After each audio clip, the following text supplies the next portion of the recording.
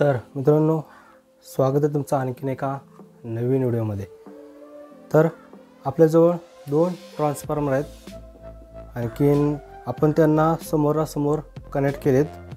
जसं की हा मोठा ट्रान्सफॉर्मर आहे ज्याचं आउटपुट 20 वॅट आहे, आणि हा जरा छोटा आहे त्याचं आउटपुट 12 ते 14 आहे।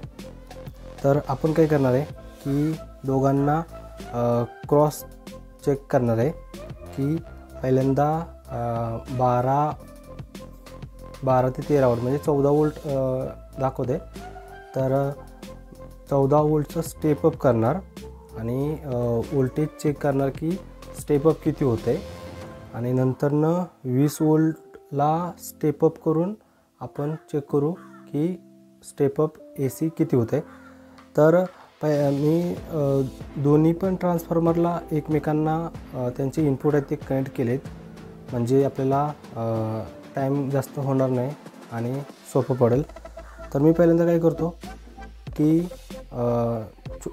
पहिल्यांदा 14 वोल्टचं आपण स्टेप अप करून बघूया। हा 20 वॅटचा ट्रान्सफॉर्मर आपण रिव्हर्स कनेक्ट केला आहे, म्हणजे स्टेप अप काम करेल, आणि ज्यावेळेला आपण परतनं व्यवस्थित ओरिजिनल कंडिशनमध्ये जसा असतो तसा यूज केला तर तो स्टेप डाऊन करणार। तर मी पहिल्यांदा काय करून घेतो की मल्टीमीटर ऑन करतो।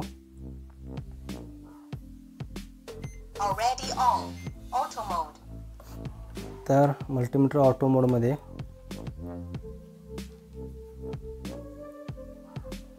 मी आपले दोन प्रॉप आहेत मल्टीमीटरचे, ते स्टेप अप ट्रान्सफॉर्मरचं जे आउटपुट होणार आहे तर त्या आउटपुटला इथं कनेक्ट करून ठेवतो। Resistance measurement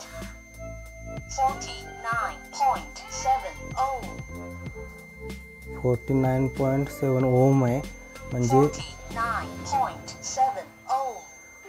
तर मी काय करतो DC voltage, AC voltage, तर AC व्होल्टेजवरती सेट केलं, आणि पहिल्यांदा आपल्याला रेजिस्टन्स दाखवला, कारण की त्याच्यामध्ये आउटपुट जी कॉईल आहे आपली ती शॉर्ट आहे असं दाखवत होतं, आणि त्याचा एक रेजिस्टन्स दाखवत होता।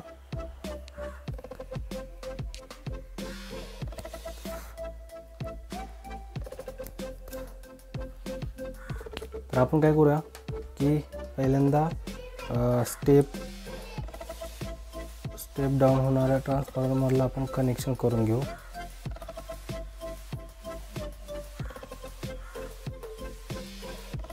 फेज आणि न्यूट्रल आपण पहिल्यांदा जोडून घेऊ।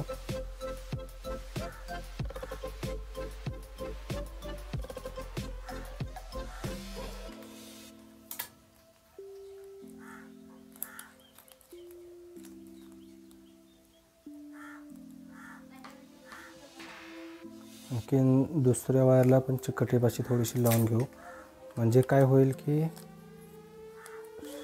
करंट वाचणार नाही। तर मी क्रॉस चेक परत एकदा करतो की मल्टीमीटर सेट आहे का व्यवस्थित, नाही तर मल्टीमीटर खराब होईल। हॅलो लुसी, hello, ऑटो मोड, auto mode, resistance measurement 49.7 ohm, turn off flashlight, AC voltage, आता आपण AC व्होल्टेजमध्ये। तर मी काय करतो की ट्रान्सफॉर्मर आपला कनेक्ट करून घेतो, प्लग इन करतो।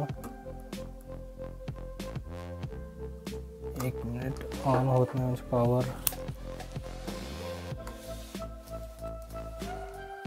पॉवर ऑन नाही।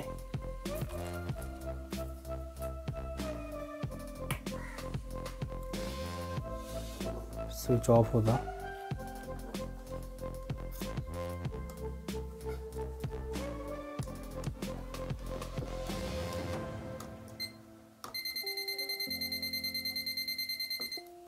पॉवर आल्या। आता आपण काय करूया की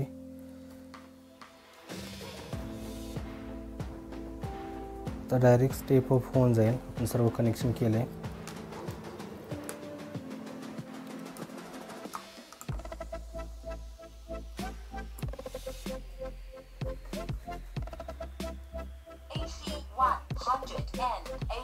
87.0 volt.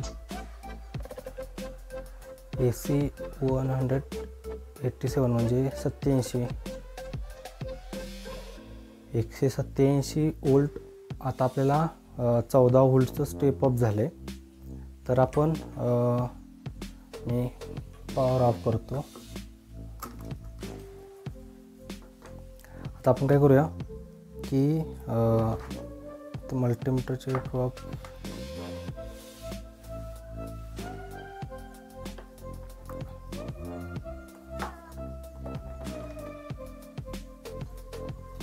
आता मी पूर्ण आपला सेटअप आहे हा रिव्हर्स कनेक्शनमध्ये नेतो.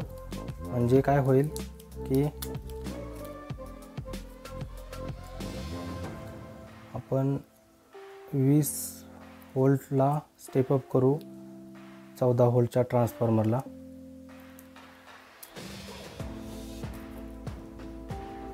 कनेक्शन सोडवून घेतो.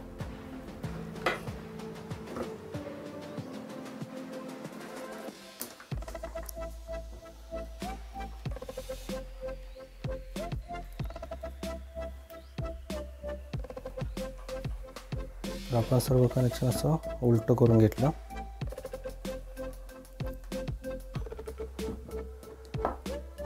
म्हणजे आता स्टेप अप होताना 20 वॅटचं स्टेप अप होणार.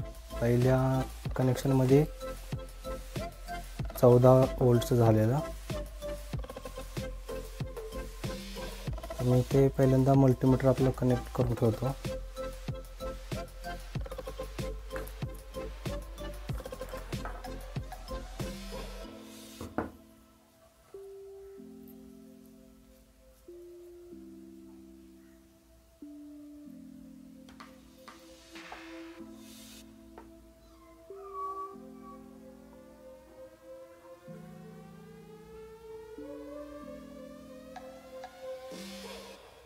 Hello Lucy.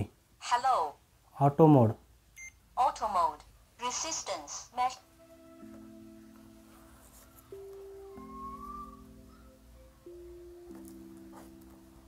टाइम आउट झाल्यामुळं पॉवर ऑफ झालं.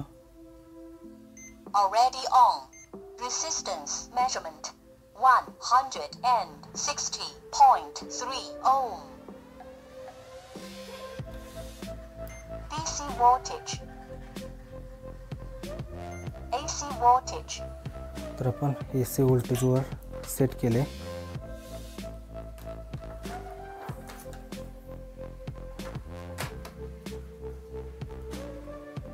मी ह्या मल्टीमीटरचं कनेक्शन करून घेतो. ट्रान्सफॉर्मरचं मल्टीमीटर आपण सेट केलं आहे AC मोडवर.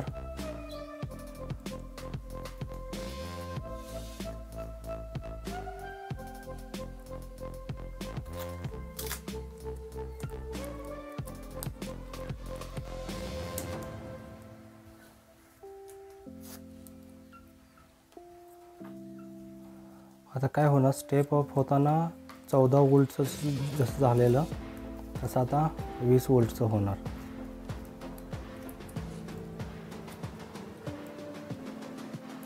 थोडा कनेक्शनपासून लांब राहतो आणखीन. आता आपण पॉवर ऑन करूया. मी क्रॉस चेक करतो एकदा मल्टीमीटर से ठीक आहे का, नाही तर मग परत प्रॉब्लेम येईल. Hello Lucy. Hello. ऑटो मोड. Auto mode. Resistance measurement. AC voltage. तर आता AC व्होल्टेजवरती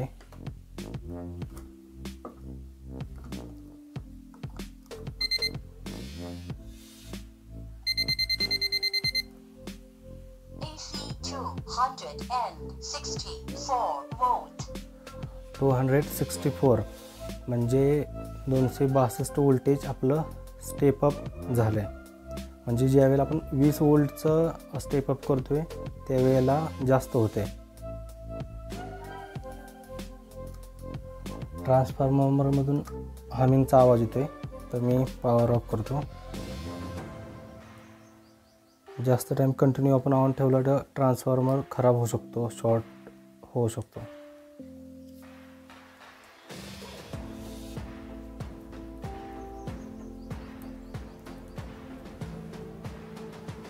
तर ठीक आहे मित्रांनो, आपण चेक केलं की 14 वोल्ट आणि 20 वोल्टचं स्टेपअप कशा प्रकारे होतं आहे.